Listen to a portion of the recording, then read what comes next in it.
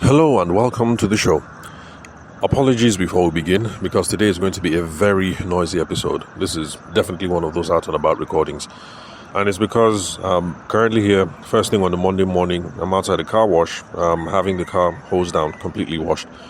Because, to be honest, I've gotten lazier with time, and whenever the kids just mess up the car, for me it's easier to just take it to the car wash and have them just clean out everything. And that's because over the weekend, my wife wanted to be nice, so she got snacks for the kids while we're out. Meat pies, donuts, drinks, and they totally messed up the back of the car. So, yeah, I just looked at it, I'm like, man, there's no way I'm doing that myself. So, yeah, so I'm at the car wash. So, expect to hear the birds, people driving by, people gossiping. I'm chilling at a mama put beside the car wash, but since it's early in the morning, the patrons haven't come in. But just in case you hear people come in and they start arguing about the price of fuel and Tinubu's government and blah blah blah, it's because I'm at the car wash chilling at the mama put just beside. So today, the question that I'm going to tackle is one that I haven't treated before on the show, and I'm sure it's not one that you guys have heard before. So let's just head straight into it.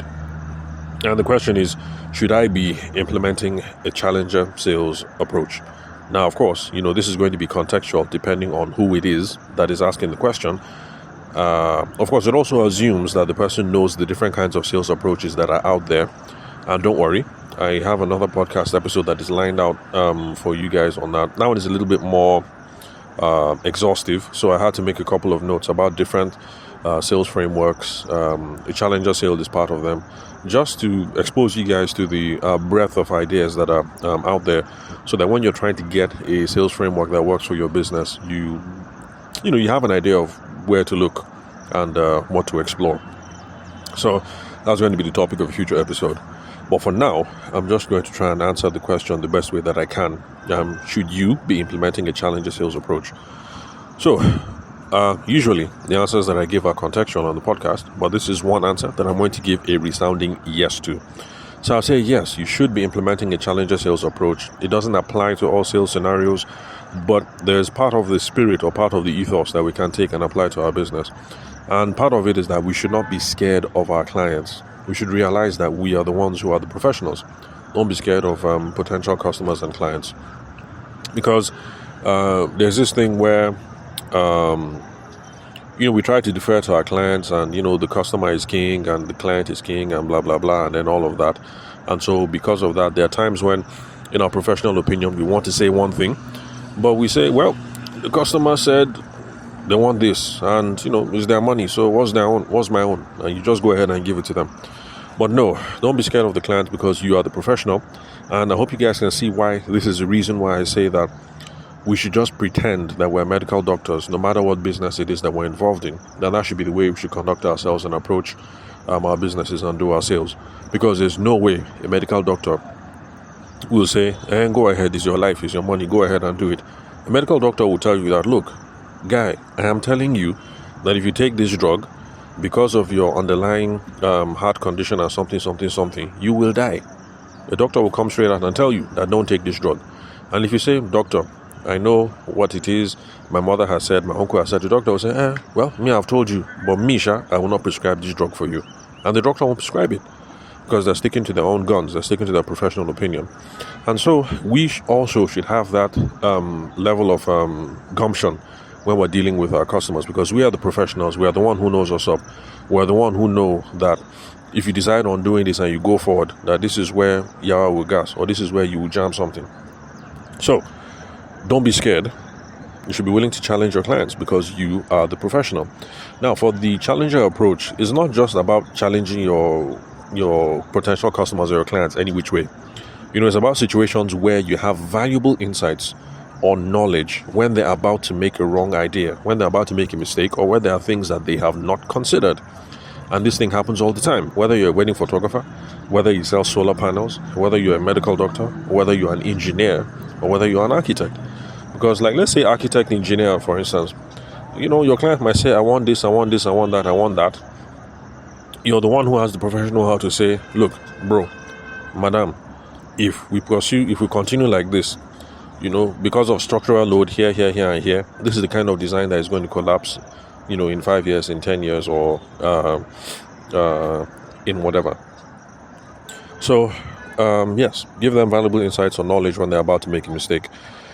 Now, I'm going to give a warning because there are some of you that might have heard Challenger sale, and then you're going and challenging people up and down. Every single client you're talking to, you want to show that you know what's up, and you're just talking anyhow, lording it over them. And so there's a warning that I want to give. There's a caveat that I want to give. If you just take this Challenger approach and you're just challenging people anyhow, people might think you're rude, people might think you're insensitive, and people might think you're proud. Especially if you're a young man like me. People will be like, this guy self, ITK, I too know, rude, doesn't respect elders, blah, blah, blah, all that kind of stuff. So, for this to work, for the Challenger sales to work, a couple of things must be in place. Number one, you must have established a certain level of credibility with the customer, so they understand that you know what's up. So it's like with the doctor. The doctor might be younger than you, but you know that this guy or this girl went to school 7 years. After the 7 years, they did 2 years residency. After 2 years residency, they did 1 year specialization. After 1 year specialization, the person went and did masters and then came back. So that's, 13, 14 years of schooling. And so there's credibility here. So you best believe and you best listen to what this young man or this young girl is saying. Oh, and by the way, if you don't believe it, that's the reason why people seek for a second opinion from another doctor. They don't just say, I don't believe, I'll do my own. They will say, something is not adding up. And then they go and seek a second well-qualified opinion. So you must have established credibility. If you want to know how to do that, there are lots of podcast episodes where I've already addressed this topic. So when you're done listening to this episode, go over to YouTube, because all my episodes, close to 930 episodes, are there on YouTube. Just put in Tavishima in the search function and then put credibility. And then all the episodes where I've dealt with all these sorts of issues will come up. Apart from credibility, also put trust in YouTube. So it's Tavishima credibility. Search, a bunch of episodes will come up. Then also do Tavishima and then do trust, and a bunch of episodes will come up. And then listen with a pen and paper, jot down a couple of things, not too many. I'm not saying summarize the episode. I'm just saying write down 1 or 2 things that you can apply, and then tomorrow start applying. So if you're one of these industries where certifications is a big thing, like if you're a member of the COREN, I mean that's the Council of, is it registered? Something engineering, whatever, in Nigeria, sure. So if you're a member of all these type of societies and certification is a big thing, then part of the way establishing credibility might be to have all your certification up on the wall behind your desk. So that when customers come and sit down, they see it there. Like, oh, okay, this girl is legit. Architecture, ABU. After ABU, did mechanical engineering, Massachusetts Institute of Technology. After Massachusetts Institute, she's also a member, Council of Engineering, something, Nigeria, blah, blah, blah. Certificates are on the wall. So as you're talking to them, they look, they see it, and like, this girl, she's a bomb, as in she knows her stuff. So, yeah, lots of ideas there about how you can show your credibility. Then, you also must have established commonality. Because remember, we're trying not to come off as rude. We don't want people to say this young boy is disrespectful, this girl does not know her elders. So, establish some commonality. Show that you're both human.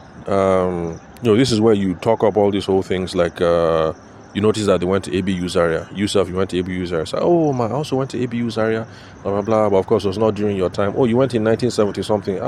Me, I'm a baby. I went in 2001, blah, blah, blah. People have that small talk. What of Professor this? Is he still there? What of Dean? So, and so. Are they still there? All those things. So, you play up all the commonalities between you guys, the personal touch and stuff like that. Then also the conversations you guys are having should be listening and open conversation. So you're asking them open conversation questions, and then you are listening, and they should see that you are listening, because it really, how will I put it? Like, it's kind of off-putting when you're talking to an idiot. The idiot is not even listening. You're trying to say something, and you can see that this idiot is not even listening. So make sure that you're not in that situation where you are the idiot. So ask the questions, and then be listening. So that when you say, oh, mommy, daddy, sir, ma, or young man, or whoever you're talking to, in my own professional opinion, even though you want this, I think this is how we should best go about it. They'll be able to listen and take it on board, because you've established credibility, you're the professional. you've established commonality, so you're a human being, you have sense, and then you listen to what it is that they're saying, and by your response, you see that you've been able to take account of most of the things that they are scared about, or most of the things that they are trying to achieve with their plan. So this is how we avoid being rude or coming across as insensitive or proud when we're trying to implement a challenger sales approach. So a key feature of this approach is, like I've said, we're challenging customer assumptions, because everybody comes with assumptions.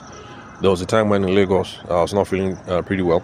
A family member gave me Dogon Yaro. She said that Dogon Yaro cures malaria. So I took the Dogon Yaro because, well, you trust friends and families like that. And then plus she was an older woman, so I thought she knows what she's doing. So I was taking the Dogon Yaro now.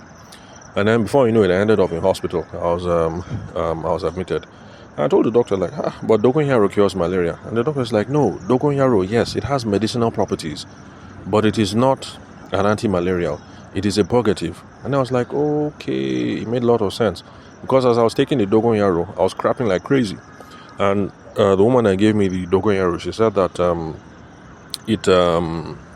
that's the side effect. So it turns out that that's not the side effect of the herb. That is actually the main point of the herb. You take it so that you can flush out your system, So, by the way, I can't remember if it was even Dogon Yaro, because this was a very long time ago. I was a teenager back then, so I can't remember anyway. So just in case I'm using the wrong name, and Dogon Yaro is something else, for those of you who are Hausa listeners, forgive me. This is just me displaying my ignorance. But what I'm trying to say is just that people are coming with all kinds of ignorance, all kinds of assumptions when they come to you, not just medical doctors. So if you do solar or you do wedding photography or something, people are coming with all kinds of assumptions about what is right, what works. And you should be able to challenge those assumptions, and you should be able to encourage them to take a new perspective. So that's a key feature of this approach. Another feature of this approach is that it is customer-centric. So you have to be listening to people. You have to be listening to people. It's customer-centric. If you're sitting down high and mighty on your chair, I'm the professional, I know everything, they will not listen to you, even if what you're saying is correct, and they will go to somebody else. And the other person might tell them the same thing, but the thing is, they won't pay you. They'll pay that other person. You'll be wondering why are these people stupid? It's not that they're stupid. Your approach sucks. So, yeah, we should be challenger, but customer-centric approach. And because it's customer-centric, that means we should be doing our best to understand the customer's needs. That is the main thing, the driving thing. So, does this apply to all industries? Does this apply to all contexts? Because at the top of the episode, I said, should you be using the challenger sales approach? And my answer is yes, but I admit it doesn't apply everywhere. Mostly it applies where people are dealing with complex sales scenarios and complex challenges. So like tech or healthcare, that one is complex.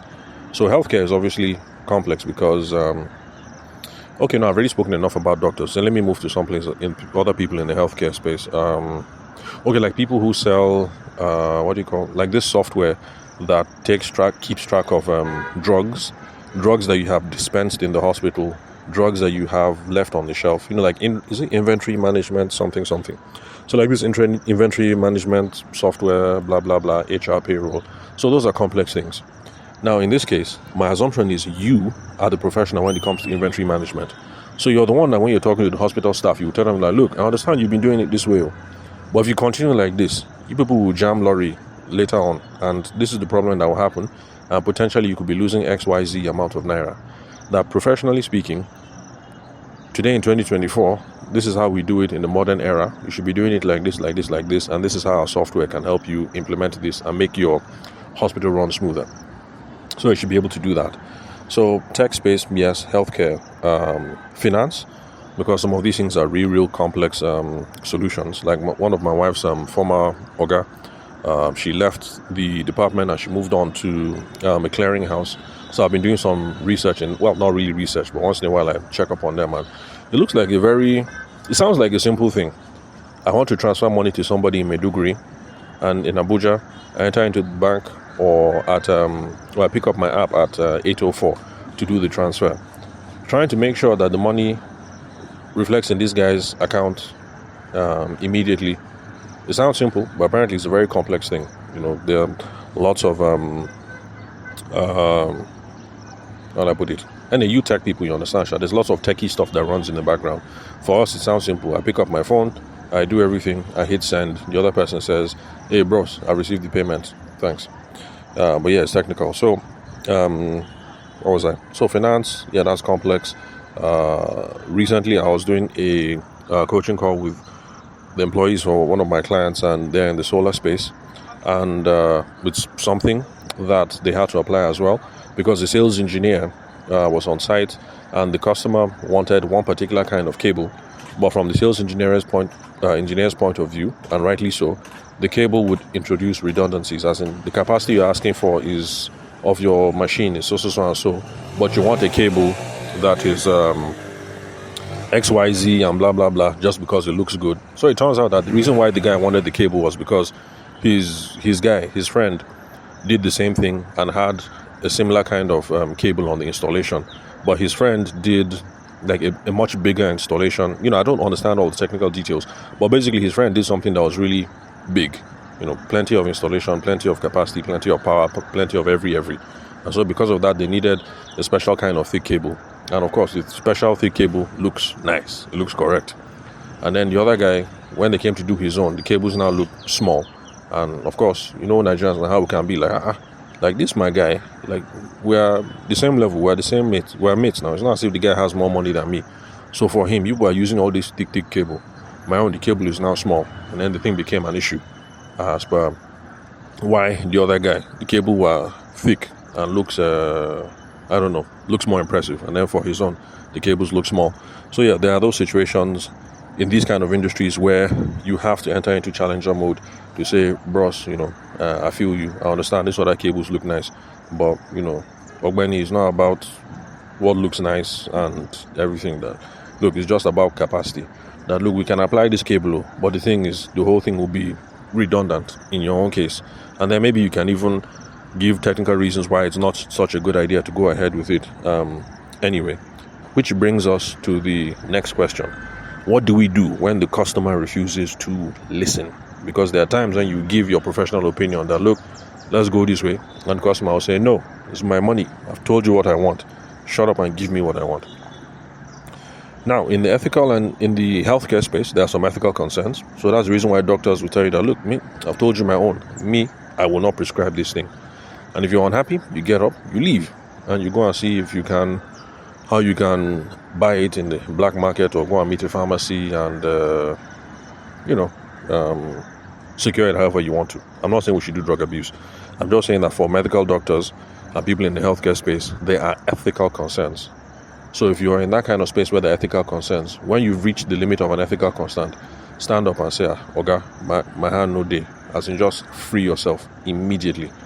Because if you're the architect or the engineer, when the house collapses, they will, it is you that they will come and they will look for the guy who owned the building. They will start looking for you as well. And it will now be police matter, especially if 2 or 3 people happen to die inside the building. So when it reaches that stage, just stand up and just remove your hand. Wash your hand and say, Oga, like I've told you what needs to be done. I would love to do this business with you. This money looks sweet, but Oga, my professional opinion, this thing cannot end well. And you show the person to the door, remove yourself. If the person wants to go and implicate another person, let them go to jail together. But for you reach the hard stop of ethical issues, then remove yourself. Then for other industries where ethical issues have not kind of entered, like in the solar example that I gave, if you use the thicker cable or you use the normal cable, first, I'm not a professional, first of all, so I don't know what's up. So it's those of you who are in the business that what needs to be done. So I don't know, maybe it's possible that you use the bigger cable, but then it's not something that will have any negative blowback. So I don't know. I honestly don't know. Maybe in your professional opinion, you say, look, I'm tired of arguing with this guy. He says he's willing to pay for it. No problem, I'll collect the money, I'll give him what he wants. It's not as if anybody will die or the building will burn down. So I'll leave that up to you guys to judge on a case-by-case basis. Of course, assuming that you are the professional. I don't know what to do in that situation. In the wedding space, I came across one of those situations where the person wanted the thing to be framed and wanted it to be framed in glass. And I had to start educating the person that, look, if you frame this thing in glass, of course, the thing will look nice, it will look sweet. After all, that's how our parents used to do it. but that there's a reason why in this kind of climate we stop doing glass, because the temperature changes, there's humidity, stuff like that. So if you frame this thing in glass, after a couple of years, there will be condensation on the outside or on the inside. When there's condensation, that's what people call sweat. The picture will start to sweat. If the thing sweats, the picture will start to degrade. And what's the whole point of paying all this money to create this beautiful thing? And then at the end of the day, the picture will sweat and the picture will now start to degrade. And if the thing degrades, you don't have the original soft copy. Let's say you buzz me, I don't have the soft copy, or by then I've jackpot. What are you going to do? How you print a new one? So I educated. The person said, no, it must be glass. So I was like, well, anyway, I've said my own. Money was okay, so I took the money. But in those situations, make sure you cover your bum, cover your ass. Give them firm warnings. Make sure you have spelt it out. If you can do it in writing, no problem. Like on the invoice, if you're a wedding photographer, reflected there that this is what the person has paid for, and you're giving your own professional opinion that so options would have been better, things like that. Just cover your bum so that in the future, when they come and start shouting, "Now see this nice picture, see as the thing, blah blah blah blah blah," you can say, "But Oga, I was telling you now, Madam was even there. I was telling you that in Naija, there's a reason why we don't use glass on pictures again, because the thing will sweat. When the thing sweats, the thing will start breaking down and the thing will get destroyed. I told you that if I see the invoice, see where I wrote it inside here, Oga, you can't remember." Although, to be honest, in situations like that, where people come back and they're quarreling and they have selective amnesia, it's very little consolation to say that, Oga, I told you so, or Madam, I told you so. So, what to do when they don't listen, I'll leave that up to you. But please, for those of you where there are ethical considerations, once you reach the door of an ethical thing, just stand up and say, I'm not doing it again. Unless you run into trouble. It's like with the Michael Jackson thing. May his soul rest in peace. The client says, I want this drug, give me this drug. If you're the doctor, you know that, look, young man, if I give you this drug, you might die. There's a chance. If you go ahead, you give the person the drug. When the person dies, of course they will come for you. You can't now turn around and say, but the client say I should give them the drug. Right? So, ethical issues, stand up, walk away. Ethical issues have not reached there. It's not as if anything bad is going to happen, like in the frame case. I don't know. If you want to collect the money, collect. Just make sure you cover your bum, so that tomorrow you can say, I did what was right. But summary, we should all have this challenger mindset. We should be ready to educate our customers and tell them the things that they are not considering, because we are the professionals. The whole point of doing this challenger thing is not just to challenge for challenger's sake. It is to make sure that everything turns out well. If you listen to the customer, you take everything on board, you give them the right advice, at the end of the day, they will be happy. They will say, this guy knows what's up. This babe knows what's up. You will be able to get repeat business from them. You will be able to get referrals from them. So that is the whole point of doing any of these things. Whether it's challenger sale or any other framework that we're going to discuss in the future. That's the whole point. Repeat business, referrals. Remember that. Repeat business, referrals. Repeat business, referrals. Because a lot of us sometimes, we focus only on the money that we're collecting today. We think, 500k, that's good money. Let me put 500k in my account. It's not just about the 500k you're collecting now. It's about whether you can collect 500k from the person now, and the person feels happy enough that they come back next time and spend 250 with you, and then maybe next year they spend 800, and then maybe the year after that they say, by the way, this is my best friend in the office, this is the project, this is whatever, hook him up like this, hook him up like that. So that's the whole point. So thank you very much, guys, for listening to the show. Let me go and see whether my car is done so I can head back home. And please connect with me on WhatsApp for questions, tips, insights. The phone number is 080-6466-2140. The country code is +234 if you're not Nigerian.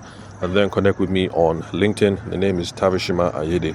You can confirm that from the link where you're currently listening to this episode. So if you're on YouTube, bottom left above the title, you see my name. Highlight it, copy it, paste it in LinkedIn. My handsome face will come up. I'm not smiling, but still, a handsome dude. So my handsome face will come up, and then you can connect with me there.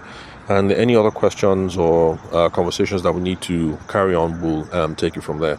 And don't worry, it takes a while, but last 24 hours, I'll respond to your messages. So thanks for your time and attention. I'll catch you guys on the next episode.